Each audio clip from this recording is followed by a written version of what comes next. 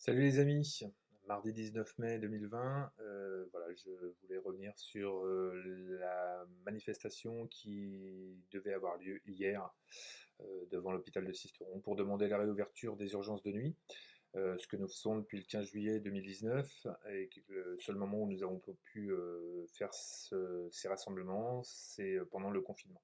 Voilà, donc depuis 2 semaines, on a repris les manifestations là-bas. Sauf que bon, avec l'état d'urgence sanitaire décrété par le gouvernement et décrété aussi par le préfet des Alpes-de-Haute-Provence, le préfet Jacob, ce rassemblement était interdit. Malgré tout, nous nous sommes retrouvés une cinquantaine de personnes euh, pour demander cette réouverture.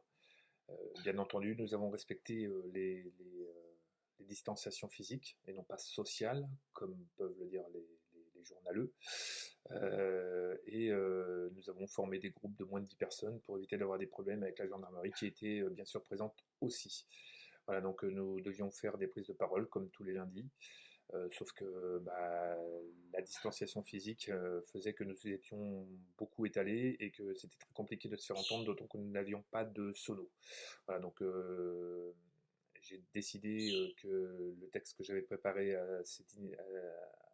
à ce moment-là, je le ferai aujourd'hui de chez moi et je vais vous le lire maintenant. Voilà, donc ça s'appelle Déconfinement, le monde d'après.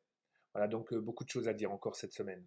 Voilà, je dois avouer que le gouvernement ne chôme pas à l'image de son chef suprême.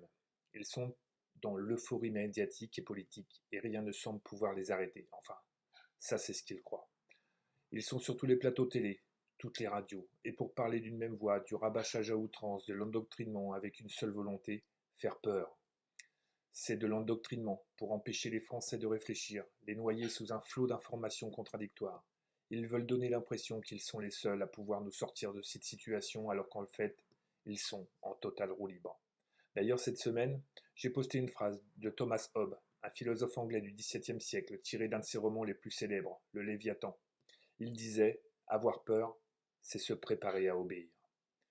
Encore une fois, je vais fustiger les médias mainstream qui sont les complices de cette propagande alarmiste qui, 24 heures sur 24, répètent en boucle les mêmes choses, avec des intervenants pseudo-scientifiques, pseudo-économistes, manipulés par des pseudo-journalistes. Bien sûr, le Covid-19 est mortel, mais ne trouvez-vous pas bizarre que dans les statistiques de la mortalité, la grippe et les autres maladies saisonnières ont disparu? Alors je ne veux pas me faire plus complotiste que je ne le suis déjà, mais posons-nous quand même les bonnes questions. Cette semaine, j'ai dû faire des choix cornéliens devant cette surabondance d'informations à donner le vertige. Mais je voudrais commencer par ce qui est présenté par Blanquer comme une rentrée scolaire, mais que je qualifierais plutôt comme de la torture mentale. Oui, je voudrais parler de ces images qui nous ont tous certainement choqués, celles d'enfants dans des cours d'école placés dans des carrés tracés à la craie, comme punis d'avoir quitté le cocon familial pour affronter la dure réalité de cette crise sanitaire. Voilà donc nos bambins, assis dans des cases. J'ai entendu un infirmier prononcer un terme qui reflète bien cette situation, en associant deux mots.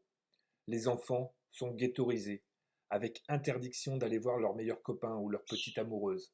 Oui, une odeur nauséabonde de lobotomie, de préparation à leur futur, au monde d'après. Attention, je n'accuse en aucune manière les personnels scolaires qui sont forcés d'être là pour certains d'entre eux, sous peine de ne pas être payés, ou de leur voler leurs jours de vacances acquis.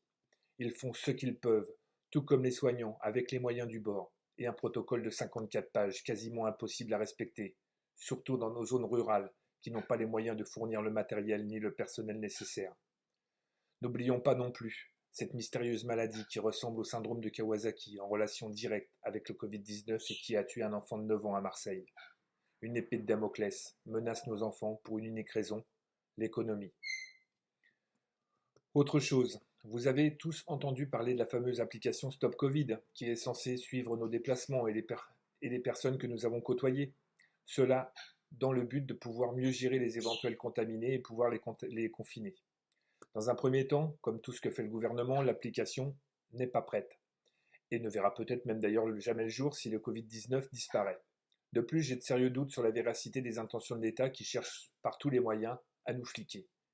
Alors, comme Stop Covid n'est pas encore au point et qu'il faut faire vite pour nous ficher, une idée est germée dans la tête de nos gouvernants. Et si on demandait aux médecins de faire le travail en attendant? en leur donnant une carotte. 30 € de plus des 25 € de la consultation, qui va bien sûr durer plus longtemps puisque ce brave docteur va devoir violer son serment d'Hippocrate pour devenir un informateur, un délateur, un collabo. Et pour en remettre une couche, il pourra obtenir 2 € de plus pour inscrire dans ses tableaux les noms des personnes que nous avons pu côtoyer et potentiellement contaminer. Et à nouveau, 2 € si nous lui fournissons leur adresse ou leur numéro de sécurité sociale. Heureusement, la majorité d'entre eux ne veut pas devenir la nouvelle Stasi macronienne. Ce week-end, j'ai regardé les images des manifestations de ce samedi qui se sont déroulées un peu partout sur le territoire. Et nous avons pu constater qu'il y avait plus de Robocop que de manifestants. Mais le but de cet acte n'était pas d'être en nombre important, puisque nous savions que la répression serait massive. Le but était de montrer que le confinement n'avait pas entamé notre détermination. Bien au contraire, elle l'avait renforcée.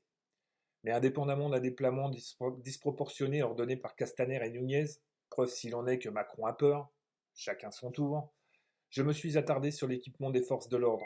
Armure, casque, gants coquets, gilets pare-balles, flashballs et même des armes de guerre pour mieux terroriser le citoyen. Et là, j'ai compris que où le gouvernement plaçait ses priorités. Faire taire la contestation quoi qu'il en coûte, pour reprendre une expression de sa première intervention avant le confinement. C'est beaucoup plus dur de trouver de l'argent magique quand il s'agit de sauver des vies humaines ou soulager et protéger ceux qui sauvent. D'ailleurs, il n'y a qu'à voir les idées absurdes qui naissent dans les crânes évidés des ministres ou des députés, qui seraient sûrement plus à leur place dans une émission de télé-réalité ou chez Hanouna. Voyez leur nouvelle trouvaille, donner une médaille de reconnaissance pour leur courage, alors qu'eux réclament de meilleurs moyens en matériel et en lits, et une revalorisation objective de leur salaire. L'insulte suprême fut lors de la visite du roi Clé à la Pitié-Salpêtrière. Quant à la sortie, plusieurs soignants ont eu le courage de l'interpeller et lui dire qu'il n'en voulait pas de sa médaille, et celui-ci de leur répondre avec dédain que s'il ne la voulait pas, il n'avait qu'à pas la prendre. Une réponse digne d'un enfant de 5 ans. Certainement pas celle d'un chef d'État. Comment voulez-vous ne pas avoir peur des réactions de ce sale gosse? Oui, sale gosse. Je ne peux décemment pas l'appeler un homme. Lui qui n'est pas capable de répondre à ses citoyens de manière constructive et civilisée.